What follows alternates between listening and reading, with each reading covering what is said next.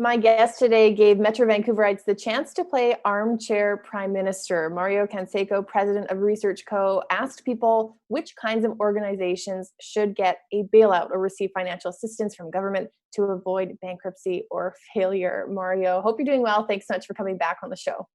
It's my pleasure, Hayley. Now, of all the types of organizations you asked, they're all related in some way to tourism, whether it's airlines, cruise ships, ride-hailing, or restaurants. Why focus on tourism in particular? Well, I think right now it's one of the areas that has been affected the most by COVID-19. We have a cruise ship terminal that is empty. We have an airport that is nowhere near its full capacity. We have a lot of outlets in Vancouver particularly, but in all of Metro Vancouver, that are empty, boarded up stores that depend on foot traffic. So there's a lot of people who are affected by this. And I thought it was a good opportunity because it was Metro Vancouver to ask about this. You know, it's one of those things that we rarely think about, but it's an industry that definitely plays a very large role in the way the economic issues have gone here in BC for the past few decades. So it's one of the first ones that is going to be in the discussions when we are actually figuring out what to say. And I wonder too if it's one of those sectors that will be impacted maybe in different ways. It could be very much more directly impacted by, say, consumer confidence, or the fact that if people lose their jobs, they're not necessarily going on trips and spending money on tourism products. Well, that is definitely one of the issues that is going to be tough to figure out in the next little while. We know that tourism is something that we do with extra money that we have lying around. So one of the issues here is going to be, do you buttress all of these industries in the hopes that the people spend their money and come back to British Columbia to do things? And the other one is going to be what happens in the United States. We haven't seen the same type of social distancing guidelines in all of the places in the US. There is going to be some reticence from BC residents to suddenly open up and allow those from Washington State or from other states in the US to come into British Columbia. So that's also something that we need to take into consideration. A lot of these outlets depend on those who come from the United States. So it's not only going to be easy as far as having some government money behind them, but also making sure that people actually want to come back here. Absolutely. Now, before we get into some of the specific results, generally speaking, do Canadians have strong feelings about the concept of government bailouts? There's definitely a high level of support for this. I think part of this has to do with what we've experienced over the past 4 or 5 weeks.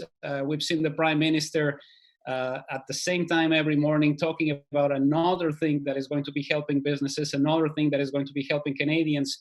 So the animosity towards a government bailout is not what it used to be. I mean, if we go back to the 2008 financial crisis and the bailout of the auto industry, for instance, that one was a little harder to fathom for many Canadians because many of them weren't involved in the industry. They were buying cars that weren't made in Canada. They thought it was maybe overkill in some ways. But now that we've been roughly 6 or 7 weeks indoors, makes you really wonder what is going to happen and how many of these industries will come back. So looking into this as an issue that is more related to fiscal solvency and fiscal prudency is not going to matter at this particular stage because we all know that this is coming. Is there any kind of organization that Metro Vancouverites feel should be priority one when it comes to any kind of government assistance? Well, that was one of the most interesting findings of the survey for me. The one thing that most Metro Vancouverites would say is restaurants, cafes, and bars. And we wanted to ask about it differently. Do you save a small business that has fewer than 10 people working for it? Or do you save a larger outlet that is definitely having more employees on its own payroll? And the numbers are strikingly similar. We have 78% of Metro Vancouverites who believe that if you have a restaurant, cafe, or bar that employs fewer than 10 people, you should be eligible for a government bailout. The number is 76% for those outlets that have more than 10 people working. So there's really not a lot of difference when it comes to this particular issue. I think there's a lot of Canadians who realize, and Metro Vancouverites in this particular survey, that this is an important component of the economy, and they want to see it thrive when we are able to go out and enjoy life the way it used to be. Absolutely. What do we feel about, say, bailing out airlines or cruises, really, really big, often multinational companies or initiatives? Well, this was really shocking to me because we don't see a lot of support for this. We only had 45% of Metro Vancouverites who believe that airlines should be eligible for a government bailout. That's significantly lower than what we see for the small businesses that were in the survey. And only 40% who believe that cruise ship operators should also be part of this bailout. Now, this is important because this is the way in which people come to British Columbia to spend the money in the restaurants and cafes that we're trying to save. So it's very complicated. I think there's an expectation here that maybe cruise ships will be saved by other levels of government. We've seen some of the things that have been said in the United States, particularly by Donald Trump, about this particular industry. So I think there's a hope for many Metro Vancouverites that somebody else is going to foot the bill, and then we can have those people come here. Airlines have always been a very controversial issue. We saw it back in 2001 after 9/11, the difficulties that the industry had to get back, the way in which there's never been an easier time to complain about flights being late, flights being delayed, the lack of legroom in airplanes. So it's a contentious issue, and we still see 45% of Canadians who say we need to bail out these airlines. We need to continue to communicate with each other. Do you think there's any kind of element of it's easier maybe to support the restaurant that you see, that you go to on a regular basis versus an organization like, say, Air Canada or WestJet that seems like because it's bigger, it maybe doesn't need the support, even if that's not true? Is it easier to support something that's much more local to you? I think there's definitely a subconscious issue related to this. You look at it as something that you're also going to be enjoying. Most Canadians, most Metro Vancouverites don't travel all the time, but we all need a place to eat. We all need our coffee in the morning. And those are the types of industries that are more important for us right now. And also, they are the ones that are employing people who are closer to us. You know, I'm not suggesting that nobody has a relative who is working for the airline industry, but it's something that hits closer to home. And I think that is part of the rationale that many Metro Vancouverites are having right now when they're being asked to play armchair prime minister. Let's save the things that are closer to us. And when we get into something that is bigger, maybe somebody else will foot the bill. What about something that's also being kind of controversial in Metro Vancouver, ride hailing versus taxis? So the all-important ground transportation options. What do we feel about those? Well, it's funny. I mean, 6-7 months ago, we were completely enthralled in debates over the ride-hailing industry. And now we don't have a lot of people who want to go from point A to point B. So that's definitely part of the problem when it comes to bailing out these industries. There's a higher level of support for bailing out taxi companies at 47%. Mind you, it's a minority, but it's significantly higher than the 35% who would like to save ride-hailers. It's a relatively nascent industry. I think that is part of the issue here. Taxis have been established for a longer time. Ride-hailing companies are fairly new to this. I think there's an expectation from Metro Vancouver as that if you're new to this game, you might be having a situation where it's easier to walk away from it, whereas taxi companies are probably on the hook for something that is way, way more complicated. That being said, it's not a service that everybody is enjoying consistently, and I think that is one of the reasons for the numbers to be that low. You need those taxis and you need those ride-hailing services once tourism comes back. But I think British Columbians and Metro Vancouverites, are looking at this more as a situation where they want to save something that is closer to them. That makes sense. And I have to also ask you about another controversial area, Airbnb hosts. Now, this in particular is something Airbnb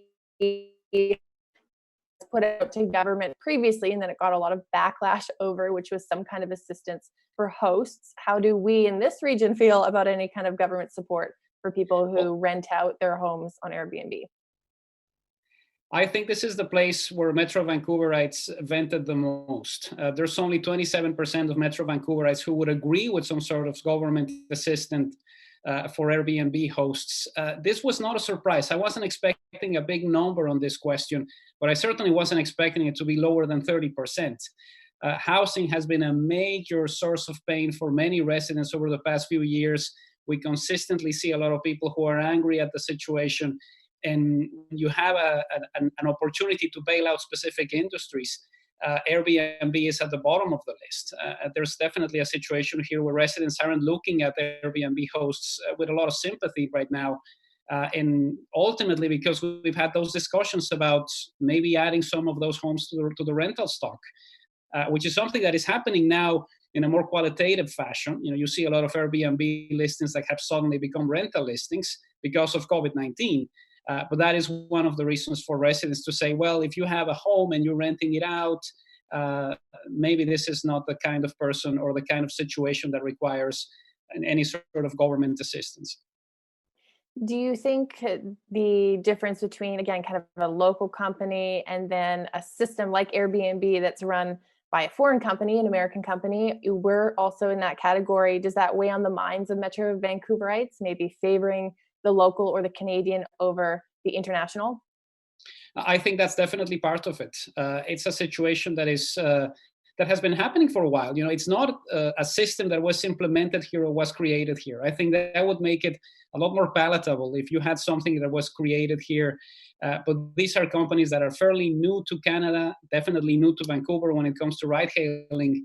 And I think that's one of the reasons for residents to say, well, should we actually be thinking about having some government funds to go to these companies that are fairly new versus saving somebody who has been for a larger time. I think that's definitely one of the situations that is happening in the minds of residents. We can't save everything, and I think that is definitely one of the questions here. But there's definitely a lower level of support for bailing out industries that have been fairly new and that have been brought in here by foreigners.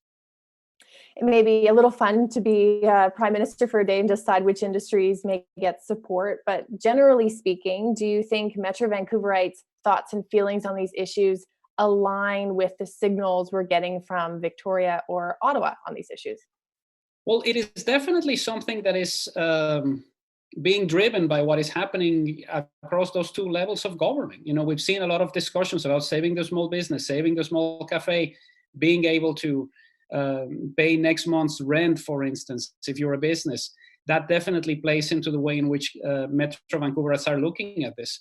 But ultimately, I think you're always gravitating towards the things that are closer to you. And, I remember asking about budgetary issues in the United States when Barack Obama was the head of state. And the one thing that was always at the bottom of the list for Americans was NASA.